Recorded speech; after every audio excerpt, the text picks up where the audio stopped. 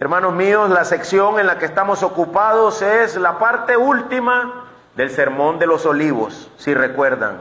El Sermón de los Olivos inicia en Mateo 23, o tiene su introducción en Mateo 23, con un juicio a los hipócritas, un fuerte juicio a los hipócritas. Sigue después con Mateo 24, ya claramente hablando sobre las señales de la venida del Hijo del Hombre, es decir, de Jesucristo, el regreso de Cristo a la tierra. Y concluye en Mateo 25 con lo que acabamos de leer y que llamamos o consideramos la respuesta correcta, la actitud correcta de aquellos que están esperando la segunda venida de Cristo. Así que el sermón del Monte de los Olivos atraviesa un proceso de juicio y también de esperanza. Un proceso de juicio y condenación para los hipócritas. La palabra hipócritas quiere decir actor de teatro, el que pone en actuación un estilo de vida solo de apariencia, cuando por dentro realmente está perdido y no conoce a Dios, no tiene una relación con Dios, no vive en comunión con Dios. Entonces, dice en la Biblia, es un hipócrita. Y se acuerdan que yo les dije que llamar en los tiempos antiguos, llamar a alguien hipócrita se hacía en dos formas. Una como ofensa. Jesús no lo hace como ofensa, Jesús lo hace como juicio, que es la segunda forma. Cuando usted le dice a alguien, usted está siendo falso, la forma en que usted está hablando, la forma de vida que está llevando es falsa. No está siendo una persona que se está burlando de otra, sino que está enjuiciándola. Pero el Sermón del Monte, como dije, el del Monte de los Olivos, también está lleno de la esperanza para los que esperamos la segunda venida de Cristo. Quiero que lea conmigo el contexto de Mateo 25. El contexto de Mateo 25 es Mateo 24, 45 al 47. Devuélvase un poquito y observe los versículos de Mateo 24, 45. ¿Quién es pues el siervo fiel y prudente a quien su señor puso sobre los de su casa para que le diera la comida a su tiempo? Esta es la parte detrás de la que voy. Dichoso aquel siervo, bienaventurado aquel siervo a quien cuando su señor venga lo encuentre haciendo así. Les digo que lo pondrá sobre todos sus bienes. Bienaventurado, dichoso, feliz aquel a quien cuando Cristo vuelva lo encuentre trabajando, lo encuentre haciendo lo que Dios quiere que los hombres hagan, como para resumirlo, vivir para la gloria de Dios. Bienaventurado aquel cuya mente está plenamente puesta en vivir para Dios y en darle gloria, hasta que Él me llame a su presencia o hasta que Él venga por mí. Cualquiera de las dos. Bendita la persona a la que le pasa esto. Dice Mateo 24, 46. Dichoso. Esa es una bienaventuranza. Así que en medio de un contexto de juicio y de condenación a los hipócritas, también tenemos palabras hermosas para aquellos que prevalecen fieles hasta el final de los tiempos, de su propio tiempo o del tiempo del regreso de Cristo.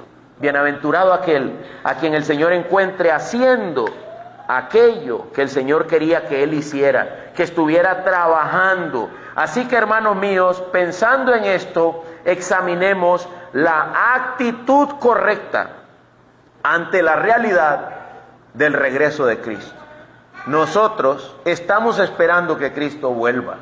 La iglesia es un grupo de personas que ha creído fielmente en Jesucristo como su Señor y su Salvador. La iglesia cree que Cristo ascendió al cielo y está sentado a la derecha del Padre, pero la iglesia también cree que Cristo volverá. Y la iglesia quiere ser uno de esos dichosos. Usted quiere ser uno de esos dichosos, bienaventurados, a quien cuando su Señor vuelva lo encuentre haciendo su voluntad, Así que para esto es necesario examinar Mateo 25 y ver la actitud correcta. Veamos la primera actitud correcta: prudencia. Prudencia. Mientras velo, eso quiere decir mientras espero que Cristo vuelva, estoy llamado por Cristo mismo a tener prudencia. Vaya conmigo a Mateo 25:1 en adelante. Entonces, como estamos esperando que Cristo vuelva, como somos los que queremos la declaración de dichoso, entonces el reino de los cielos será semejante a 10 vírgenes que tomando sus lámparas salieron a recibir el novio. 5 de ellas eran insensatas, 5 prudentes. ¿Por qué? Porque hay unas insensatas y unas prudentes. Dice la Biblia, porque las insensatas, al tomar sus lámparas, no tomaron aceite consigo. Pero las prudentes tomaron aceite en frascos juntamente con sus lámparas. Al tardarse el novio, a todas les dio sueño. A todas les dio sueño. Lo prudente o lo insensato no lo determina si durmieron o no, si les dio sueño o no. No, a todas les dio sueño y se durmieron, dice ahí, roncaron, hicieron burbujitas, ¿verdad? Mientras estaban dormidas, se durmieron. Pero a medianoche se oyó un clamor, se oyó una voz que dijo: aquí está el novio, salgan a recibirlo. Entonces todas aquellas vírgenes se levantaron, arreglaron sus lámparas, y las insensatas dijeron a las prudentes: denos de su aceite, nuestras lámparas se están apagando. Pero las prudentes respondieron: no sea que no haya suficiente para nosotras y para ustedes. Es decir, no sea que el novio se quede a oscuras. ¿Están locas? ¿Cómo vamos a darles? Nos vamos a quedar todas sin luz. Y la tarea de ellas era alumbrarle el camino al novio para que fuera a retirar a la novia de la casa y arrancara el proceso de bodas. Así que ellas no estaban pensando en egoísmo, estaban pensando en una prioridad más alta: que el novio sea bien recibido. ¿Cómo se les ocurre? Nos vamos a quedar todas a oscuras. Mejor vayan a ver si consiguen más. Verso 10. Mientras ellas iban a comprar, vino el novio, y las que estaban preparadas entraron con él al banquete de bodas y se cerró la puerta. Después vinieron también las otras. Más tarde, al rato, vinieron las otras diciendo: Señor, Señor, ábrenos. Pero él respondió: en verdad les digo que no las conozco. No sé quiénes son. Velen, pues no saben ni el día ni la hora. Así termina lo que se llama la parábola de las 10 vírgenes. 5 prudentes y 5 insensatas. En nuestra época, estas serían las así llamadas damas de honor, que acompañan a la novia. En nuestra época, las mujeres estas acompañan a la novia. En la época bíblica, las mujeres estas acompañaban al novio. Tenían que esperar que el novio saliera de su casa e hiciera un recorrido hasta el lugar donde estaba la novia. Era el novio al que estaban esperando en esta época. No eran las novias. Hoy en día son las novias las que hay que esperar. Antes había que esperar que el novio apareciera. Y el novio normalmente hacía esa trayectoria de noche. El novio normalmente se le ocurría salir hacia la boda cuando nadie lo esperaba. Ese era el toque, ¿verdad? Hacerse esperar. Así que había estas damas de honor, tenían que esperarlo hasta que apareciera. Era indiscutible que se iba a tardar. Eso es un hecho. Él se iba a tardar. Jesús toma una cosa que ocurría a cada rato cuando la gente se casaba, toma eso y lo pone como una comparación para los santos, para la iglesia, para los dichosos que quieren ser encontrados haciendo lo que su Señor dijo que hicieran. Y dice el Señor: mira, entonces, si tú quieres ser encontrado haciendo lo que yo dije que hicieras, entonces más te vale que seas de los prudentes y no de los insensatos. Eso es, el evangelio no solo es salvífico, el evangelio también es preventivo de condenación. Para que no seas condenado, tienes que pensar como las vírgenes prudentes. ¿En qué consistía la diferencia entre las insensatas y las prudentes? Las prudentes llevaron para rato. Las prudentes cargaban con ellas aceite para la espera. Las prudentes previamente consideraron, lo más lógico es que este hombre se tarde, así que llevemos más aceite. Hermanos, la comparación está clara para cualquiera que conoce a Cristo. Cristo se va a tardar en venir. Cristo se va a tardar en volver. Y más vale, si yo lo estoy esperando, más vale que estés preparado para rato. Cuando era joven, yo tenía como 11 años, e íbamos a cacería con mis padres, mi tío. Éramos cazadores. Yo les digo que eso hoy en día es un delito, ¿verdad? Pero en ese tiempo era cultura. Íbamos de cacería. Cuando yo veía que mi papá llevaba pan con queso y bastante agua, ¿verdad? No solo la cantinflora pequeña, sino una cosa así de 3 litros. Yo sabía que iba para largo. Yo ya sabía que eso era la noche entera. Eso no iba a ser un ratito. Eso no era un rastreo. Eso era realmente cacería. Hasta que diéramos con lo que andábamos buscando, la presa. Y luego más tarde, otro día, venían las papas con carne y todo eso, ¿verdad?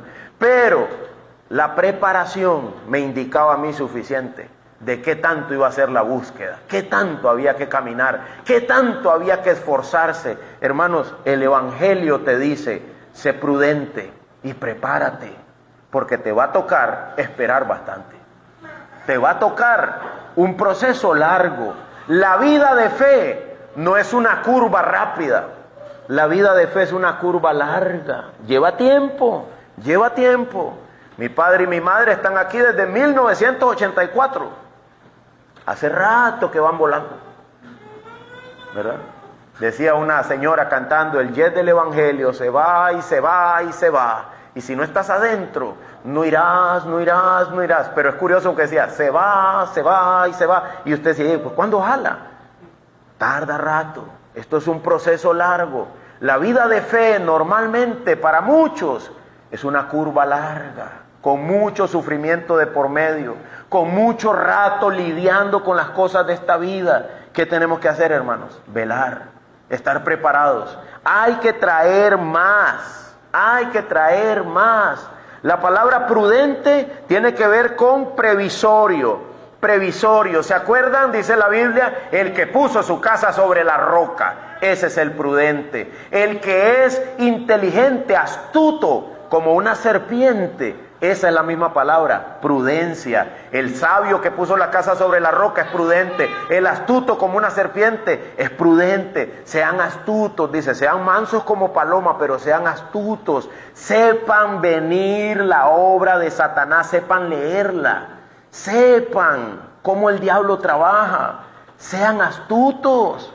La serpiente, si algo tiene, es que es muy astuta. Siempre está buscando por dónde huir o cómo morderte en su defensa. Pero esa es muy astuta. Hay que saber lidiar con una serpiente. Hermanos míos, el cristiano está llamado a ser prudente. Todo eso implica esa astucia de los evangelios, esa sensatez, esa sabiduría. Poner la casa sobre la roca y no sobre la arena. ¿Sabes cuál era la diferencia? En esa parábola, la gente acostumbraba a hacer un hueco y escarbar hasta llegar a la roca. El que se esforzaba y llegaba hasta la roca, levantaba su casa sobre algo bien seguro. Pero habían otros que escarbaban y se quedaban ahí término medio. Ay, está bien, ya echemos el cemento. Y ahí empezaban a construir la casa y luego se les caía. Porque no tenía buen fundamento. No es montarla en algo, era excavar bastante hasta llegar a la roca. Era perseverar. El que persevere hasta el fin. Decía un amigo mío, a mí Dios solo me dio 5 kilos de paciencia y ya me las gasté hace rato, ¿verdad? Pues mira, eso es insensatez. Insensatez. Créeme, esto va para largo. Esto va para largo. Diríamos en buen guanacasteco, ¿qué tan larga está la mecha? ¿Cuánto tarda la mecha mía en encenderse? Prudencia, es paciencia, es esperanza, es mantenerme fiel haciendo la voluntad de Él hasta que Él vuelva. Y si me llama a su presencia, me acortó el camino.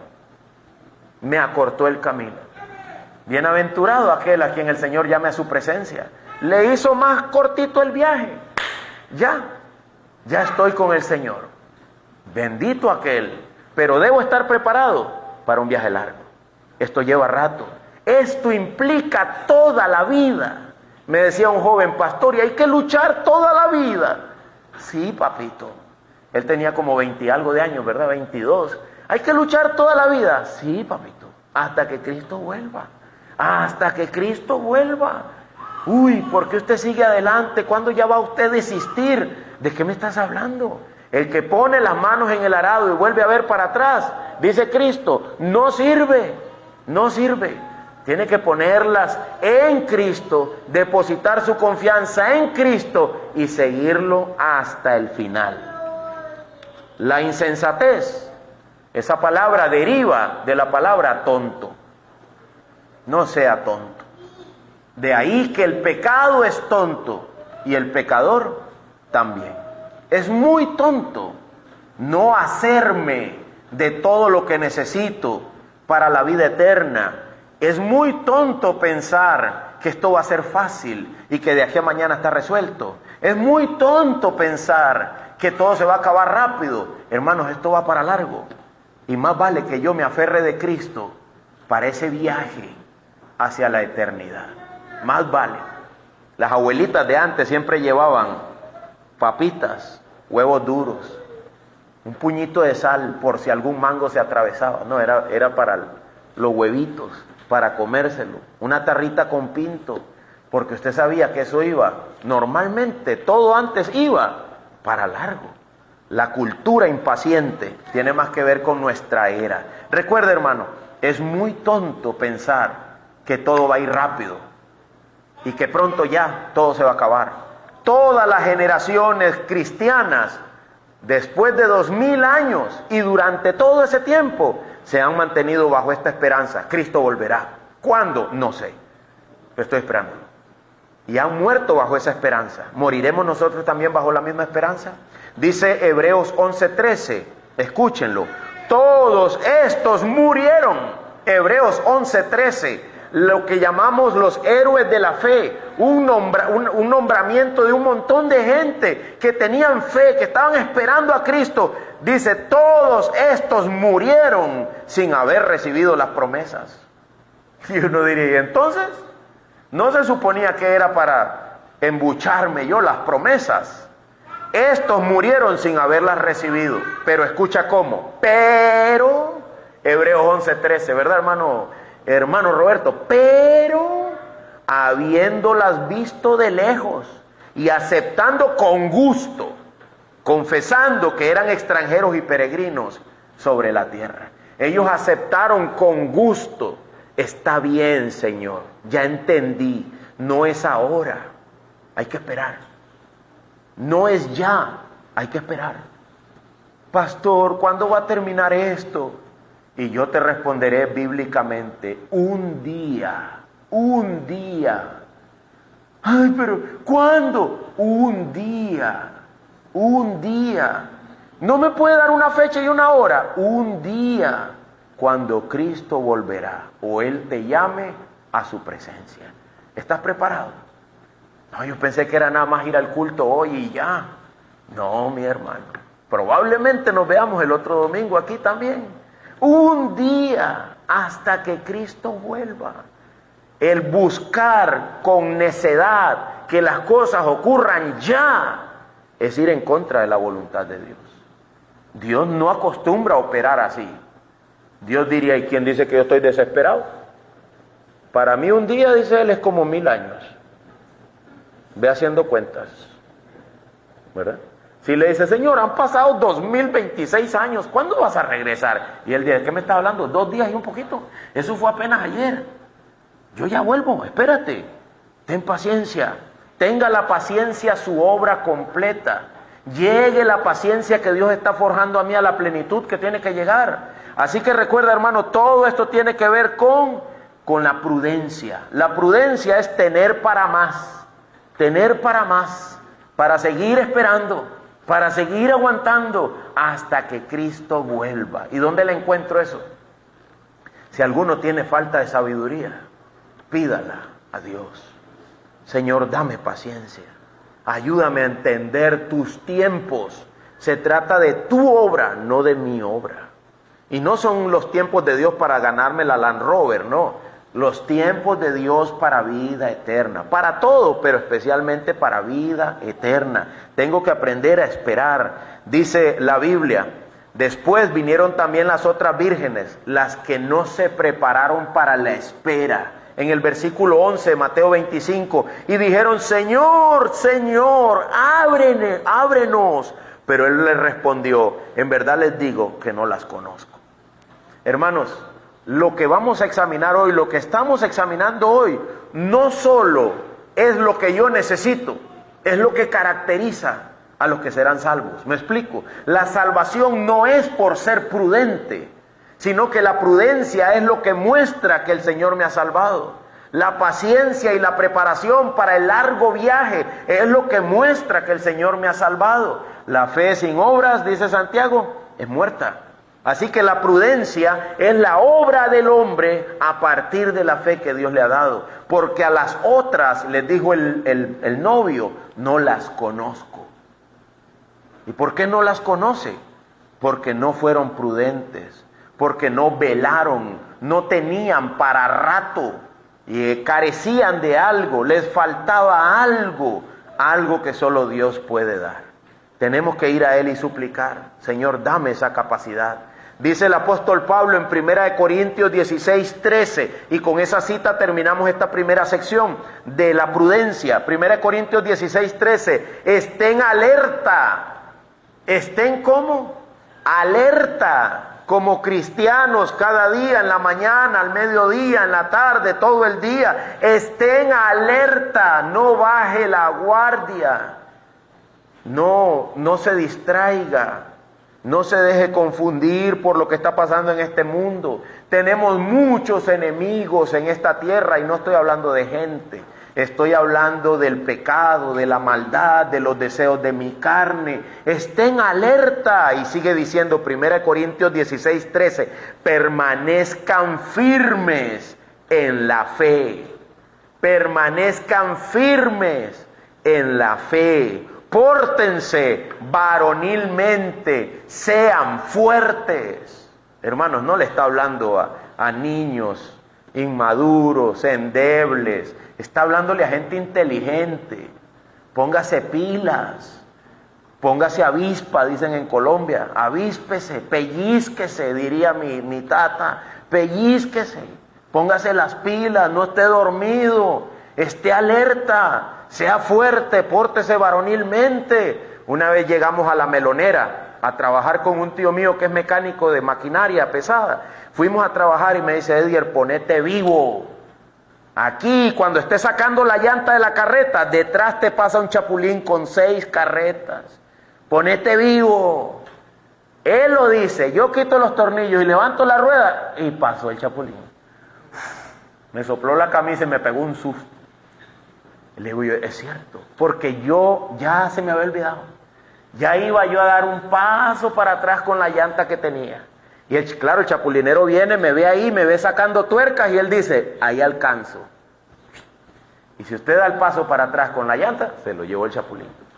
Hermanos míos, estén alerta. Estamos en un mundo peligroso, cargado de potenciales áreas de caída, de pecado, de maldad, de cosas que no glorifican a Dios. A veces cuando nos damos cuenta ya andamos usando frases perversas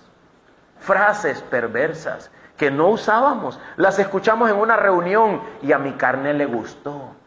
Y mi carne dice, recuérdala, póngala ahí en tu biblioteca. Y eso ni lo usábamos, ni hablábamos así. Ahí nos daremos cuenta que hemos estado pasando demasiado tiempo con los impíos y poco tiempo en el trono de Dios, suplicando por la gracia que solo Él nos puede dar. Debemos estar alertas, prudentes. Tengo que hacerme de aceite para aguantar la espera. Yo sé que me va a dar sueño, yo sé que tendré aflicción, pero tengo que tener todo lo necesario hasta que Cristo vuelva. Recuerda, sabemos que la hermana Nancy Lee de Moss Prontamente enterrarán a quien fue su esposo, Robert. Se acaba de casar esa hermana. Desde que usted va para el altar tiene que saber, esto va a estar duro. Necesito llevar prudencia. Necesito más aceite para todo este proceso. Entre más dicen que aumentan los bienes, aumentan los que los consumen. Entre más cosas hacemos en esta tierra, más prudencia necesitamos. Entre más rato pasamos, más aceite ocupo en mi lámpara. Señor, dame eso que necesito. Sosténgame a través de este proceso. Ayúdame a mantenerme firme, a estar alerta, diría Pablo, a no ignorar las maquinaciones de Satanás. No vaya a ser que cuando Cristo vuelva, me encuentre desapercibido y me diga, yo no te conozco. Quedas fuera. Estas son las advertencias del Evangelio. Segunda, actitud correcta. Trabajar con lo que he recibido. Mateo 25, verso 14. Porque el reino de los cielos, otra comparación, el reino de los cielos es como un hombre que al emprender un viaje llamó a sus siervos y les encomendó sus bienes. A uno le dio 5 talentos, a otro 2, a otro 1, a cada uno conforme a su capacidad y se fue de viaje. El que había recibido los 5 talentos, enseguida fue y negoció con ellos y ganó otros 5 talentos. El que había recibido 2 talentos, ganó otros 2 talentos. Pero el que había recibido 1, fue y cavó en la tierra y escondió el dinero de su señor. No vamos a leerlo todo, ya ustedes saben la historia. La acabamos de leer. Fue y cavó en la tierra y escondió el dinero de su señor. En esta otra parábola, la parábola de los talentos. En esta otra parábola hay 3 sujetos. Son ejemplares. 2 positivamente y 1 negativamente. Pero es un ejemplo por igual. 2 invierten, 2 producen con lo que su Señor les ha dado. Es del Señor, el Señor se los ha dado. Ellos lo invierten, ellos lo ponen a producir. Pero uno de ellos dice, este Señor es algo duro. Este Señor cuando llama a cuentas es cosa seria. Yo mejor escondo lo que me dio y cuando aparezca se lo devuelvo como si nada. No te debo, no me debes, que te vaya bien, bye bye, nos vimos. Y él pensó, cuando vaya para allá, voy a decir, ¿cómo se me ocurrió meterme en este negocio? Hermanos míos, todos estamos aquí por una provisión de Dios. Dice la Biblia, toda buena dádiva, todo don perfecto, desciende de lo alto, del Padre de las luces. En Él no hay sombra de variación, en Él no hay mudanza, no hay engaño. Toda buena dádiva, todo don perfecto, ¿de dónde viene? De lo alto, del Padre de las luces. Todo. Respiras hoy, ahí tienes. Y con Él no puedes decir, mira, yo nunca maté, yo nunca robé, yo no mentí tampoco. No hice lo que tú decías, pero tampoco hice lo otro. Tú y yo estamos en paz. Él va a decir, no Señor, no Señor. Todo lo que te di era para que lo invirtieras y para que trabajaras y ganaras más. Nadie recibió algo con lo que no podía trabajar. Todos recibieron, dice el texto, según su propia capacidad. Todos hemos recibido según nuestra propia capacidad. Creo que Dios nos va a llamar a cuentas hasta por la cerca o la tapia que nunca hice y que pude haber hecho. Dice la Biblia en Proverbios, ¿lo ha leído? Pasé por la casa del hombre insensato, el falto de conocimiento. ¿Y en qué se fijó el proverbista? La cerca estaba en el suelo. Increíble. Dice, nunca recortó el bendito mirto que le nació al frente. Nunca podó las matas que sembraron. Nunca pintó la casa que tenía. Y pudo. Nunca arregló, no puso el aire acondicionado. Nunca. Hermanos, cada uno ha recibido según lo que puede administrar. Y la Biblia dice que el falto de sabiduría se le ve porque no administra lo que Dios le ha dado. No lo invierte, no lo usa, no lo hace, no sabe cómo hacerlo producir. Y si dice que lo pone a producir, lo hunde. El insensato, el necio, todo lo disipa, dice la Biblia.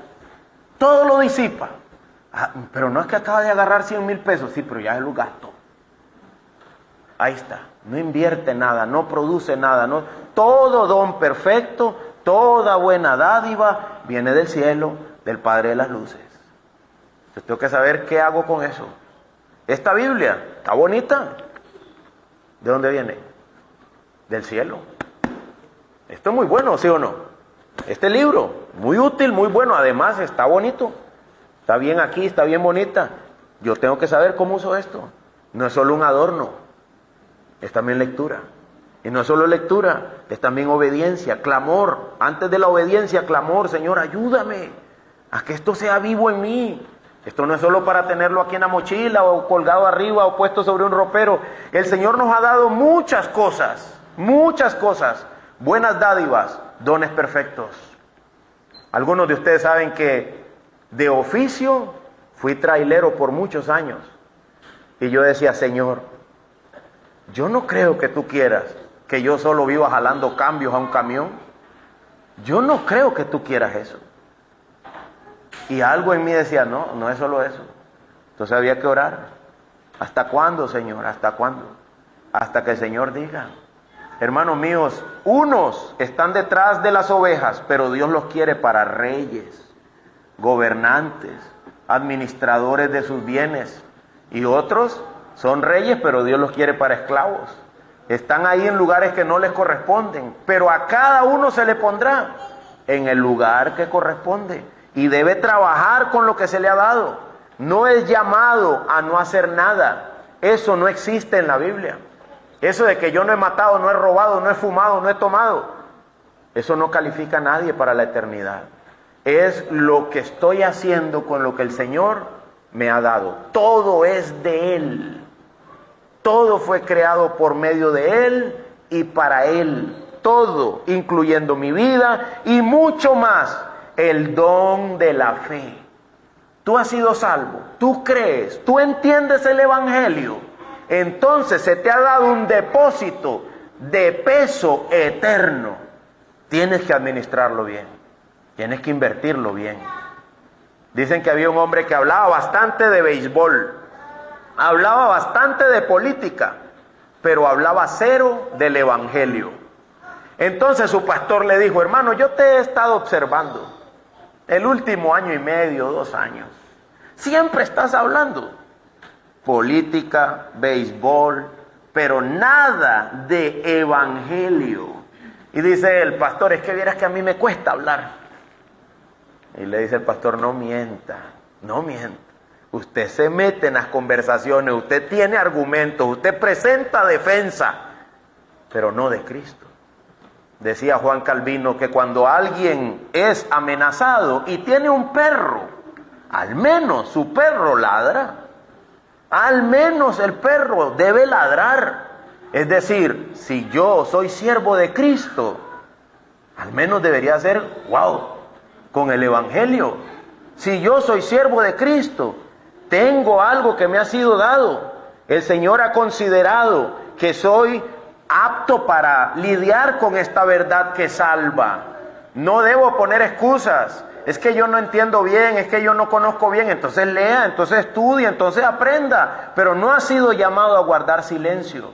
Hemos sido llamados a ser testigos de esta verdad al mundo entero. No hay tal de que yo, Señor, es cierto, yo no me gané a nadie, pero tampoco hice nada malo. Va a decir el Señor, no. Agárrenlo y pónganlo con los de afuera, porque no hizo lo que su Señor decía que debió haber hecho. ¿Y qué es lo que debe haber hecho? Trabajar, invertir, ocuparse. Recuerden eso, a cada uno se le ha dado según su capacidad. Dice la Biblia, en verdad les digo, perdón, aquí me perdí, se me pasaron 2 hojas. Entonces dirá también a los de su izquierda, ay Señor, qué paz. Estoy perdido, hermanos, en mis notas. El ejemplo del que no hizo nada, esto es lo que estoy buscando. El temor a Él no ha de reconocerse en palabras, sino en acciones propias de los que esperan el reino de los cielos, invirtiendo en lo eterno. Invirtiendo en lo eterno. Para terminar esta sección, podemos decir, recuerda, hermano, solo hay 2 calificaciones finales. Bien siervo bueno y fiel, o siervo malo y perezoso. Y esto abre la puerta a la tercera ilustración. Vayan conmigo a Mateo 25:31. La tercera ilustración. Dice, pero cuando el Hijo del Hombre venga en su gloria y todos los ángeles con él, entonces él se sentará en el trono de su gloria y serán reunidas delante de él todas las naciones y separará a unos de otros. Aquí viene, como el pastor separa las ovejas de los cabritos y pondrá las ovejas a su derecha y los cabritos a su izquierda.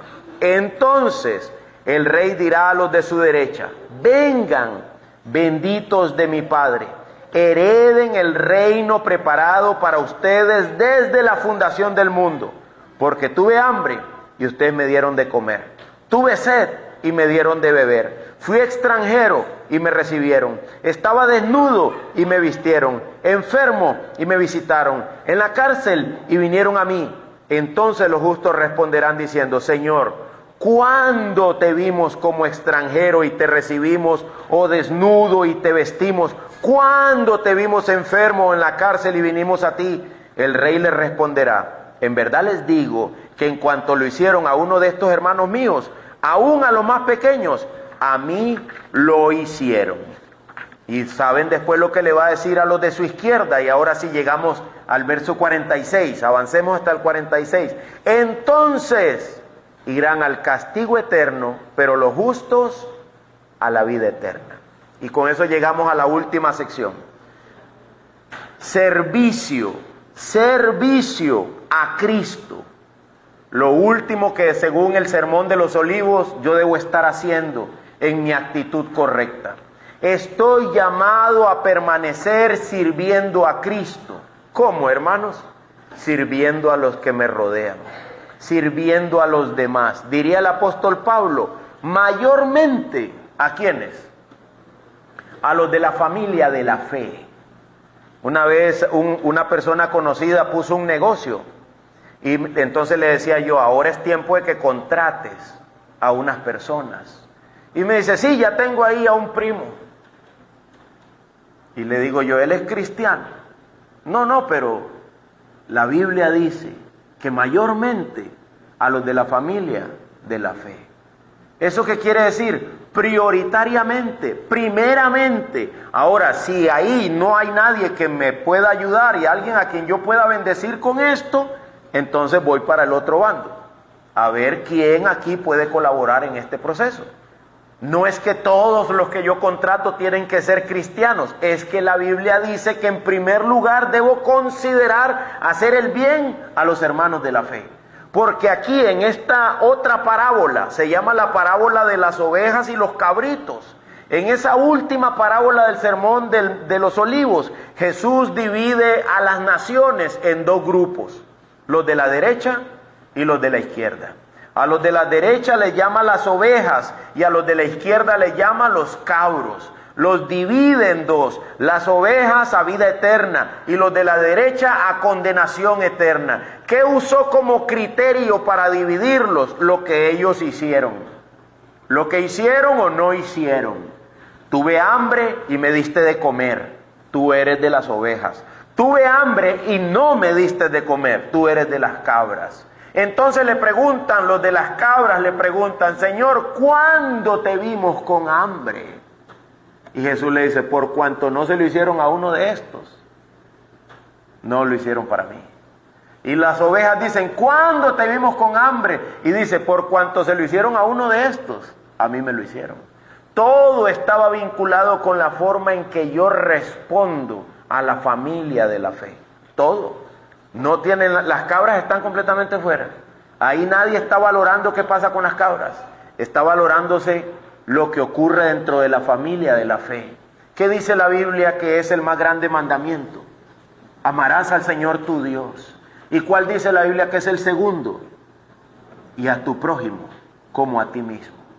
A tu prójimo como a ti mismo. Tu prójimo incluye dos tipos de personas. Si eres cristiano, tu prójimo primero es tu hermano en la fe.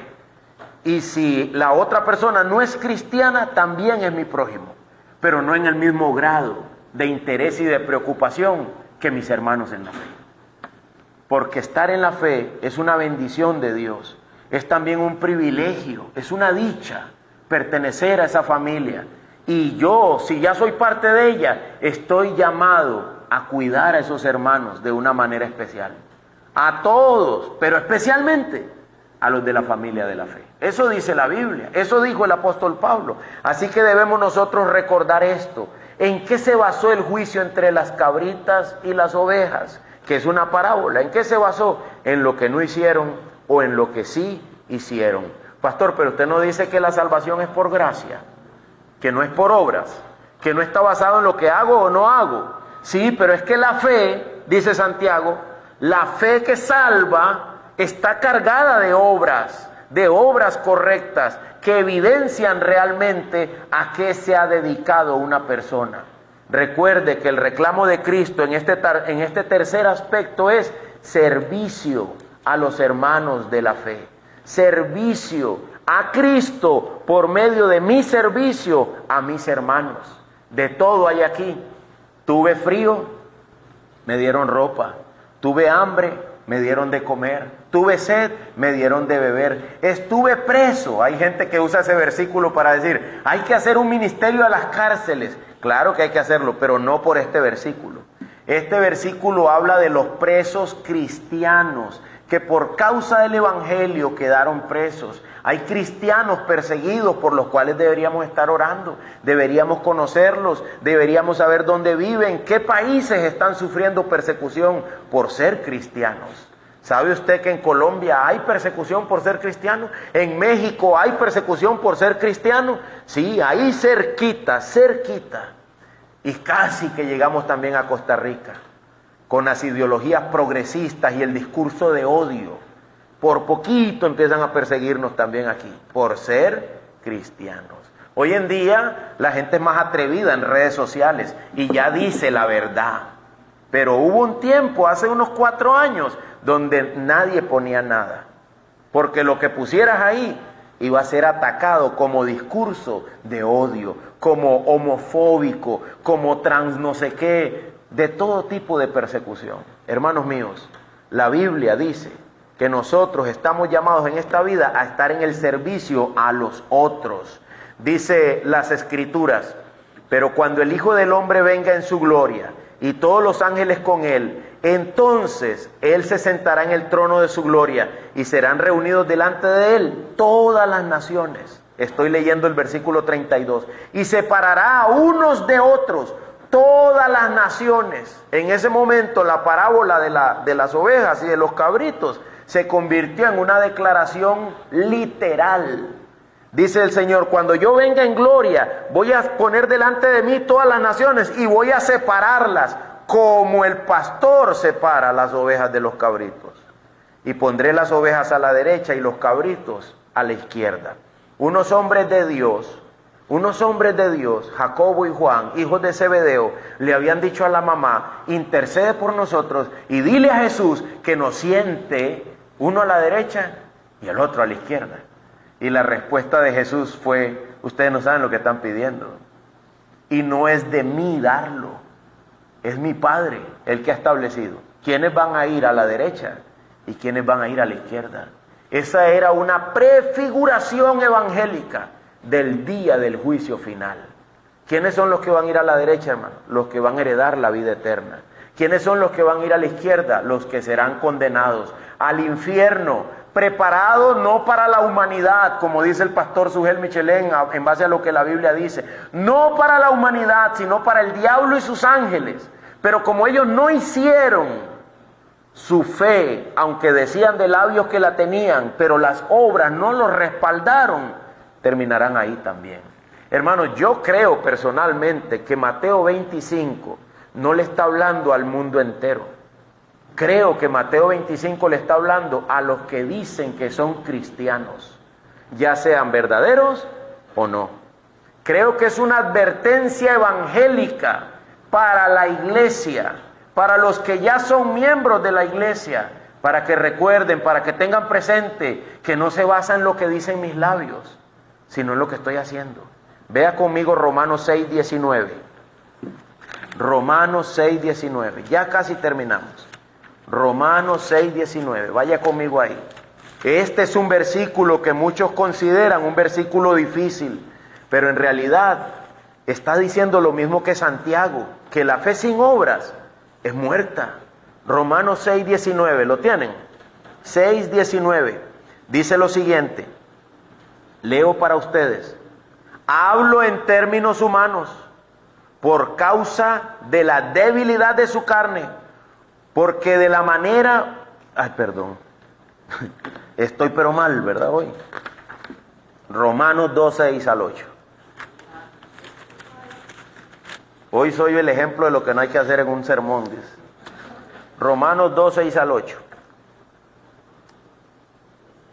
¿Lo tienen? Romanos 2:6 al 8.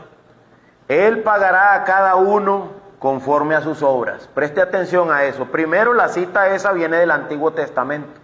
Por eso está en mayúscula. Romanos 2:6. Él pagará a cada uno, ¿qué dice? Conforme a sus obras. A los que por la perseverancia en hacer el bien buscan la gloria, Él les va a dar, honor e inmortalidad, ¿qué les va a dar Él? Vida eterna. Pero a los que son ambiciosos y no obedecen a la verdad, sino que obedecen a la injusticia, ¿qué les va a dar Él? Ira e indignación. Hermanos, las Escrituras es clara. ¿En base a qué es el juicio final? En base a las obras. Dicen los teólogos, la salvación es en base a qué, hermanos? Gracia. El juicio es en base a qué? Obras. Hermanos, Dios no es tonto. La misma carretera no puede llevar hacia San José y hacia Peñablancas a la misma vez. No puede ser. ¿Me explico? Si he de ser salvo, aquello será por gracia. Pero si he de ser juzgado, aquello será por obras. Aquello será por obras. Lo que yo hice o lo que yo no hice. Creo que lo que la Escritura dice es suficientemente claro y amplio. Vamos a repetirlo. Devolvámonos, a ver si no me pierdo una vez más. Devolvámonos a Mateo, donde estamos, Mateo 25, verso 35. Mateo 25, 35. Porque tuve hambre. ¿Lo tienen? Tuve hambre y ustedes me dieron de comer. Tuve sed y me dieron de beber. Fui extranjero y me recibieron.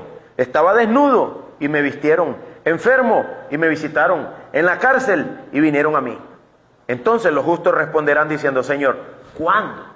Y otra vez te repite, ¿cuándo te vimos hambriento? ¿Cuándo te dimos de comer? Sediento y te dimos de beber. ¿Cuándo? Extranjero y te recibimos, desnudo y te vestimos. ¿Cuándo te vimos enfermo en la cárcel y vinimos a ti? El rey responderá, en verdad les digo, que en cuanto lo hicieron a uno de estos hermanos míos, aún a los más pequeños, a mí me lo hicieron. La palabra, recuerda que la palabra clave de los evangelios es hacer.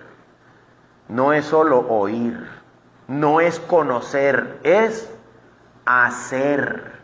Bendito aquel que cuando Él vuelva lo encuentre haciendo. No diciendo solamente, no conociendo solamente, sino haciendo. ¿Verdad? Esto sí que es un do it center. Esto tiene que ver con ir y hacerlo. Hazlo, ponlo en práctica. Porque los demonios, dice Santiago, vieron que lo leímos en Santiago, los demonios creen y no son salvos. Tiemblan y no son salvos. Pero hay algo que los demonios no hacen.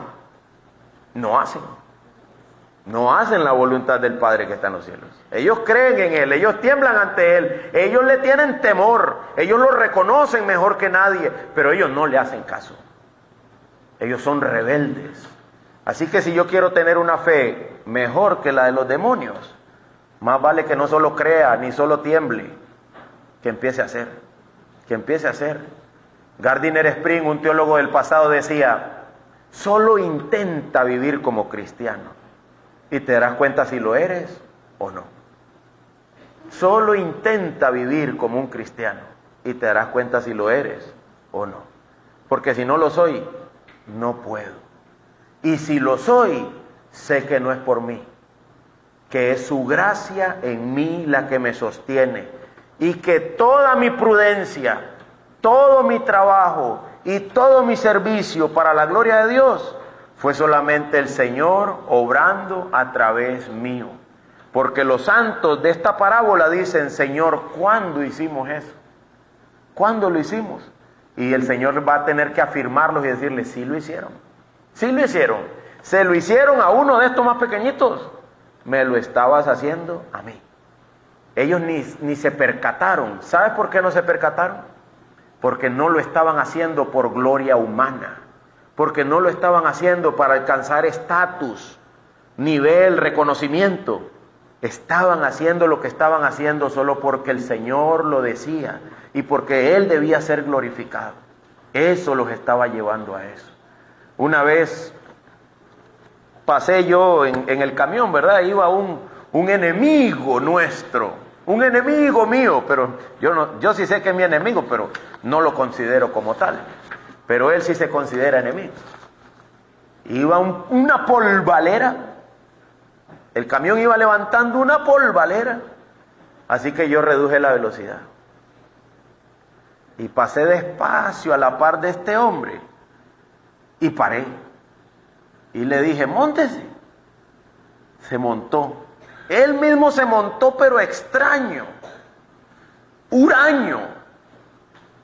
Y ahí donde ya estaba seguro y donde estaba su camión, ahí se bajó. Ahí lo dejé. Listo. Cuando llegué y me parqué, se monta otro al camión mío y me dice: ¿por qué le diste ray? ¿Por qué no lo empolvaste? Yo estaba esperando que lo dejara blanquito para que deje de andar hablando. Hermanos míos, ¿sabes tú cuál es la respuesta? ¿Por qué, hermanos? Por Cristo. Por Cristo. Por causa del Evangelio. Le digo yo a él: José, la Biblia me llama a amar a mis enemigos. Imagínate eso. Créeme que yo pensé: tal vez es la hora de empolvarlo. Pero no, el Señor ha dicho otra cosa. Hermanos míos, no cuento eso como diciendo: mírame a mí.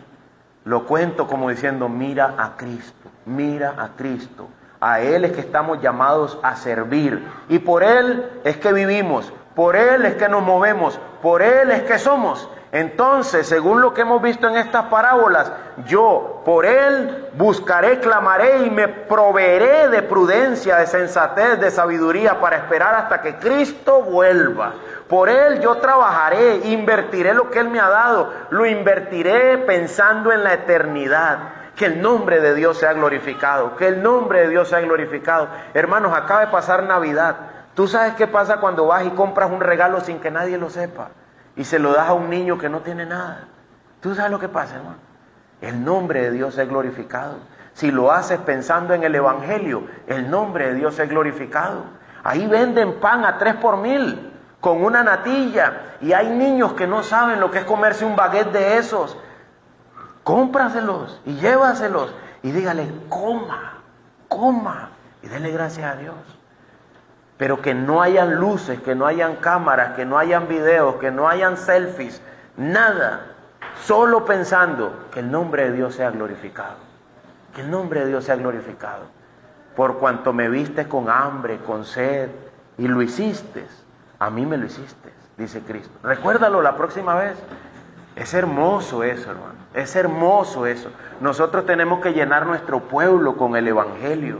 Nuestra familia con el Evangelio. Vengan, coman y beban sin precio.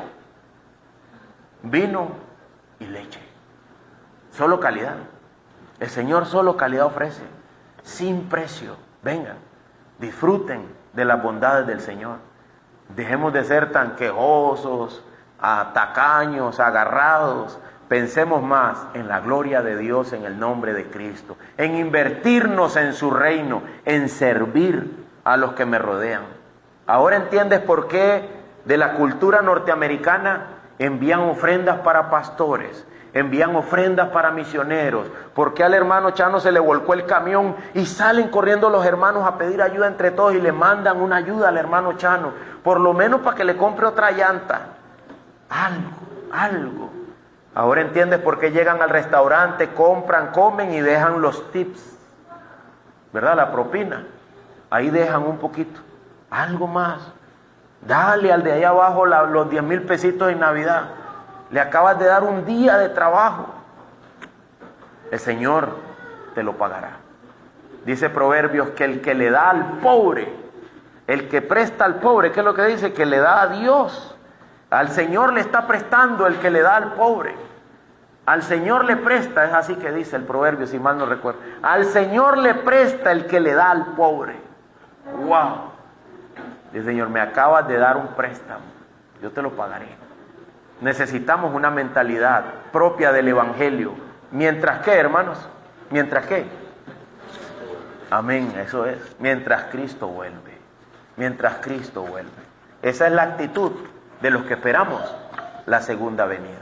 Vamos a orar.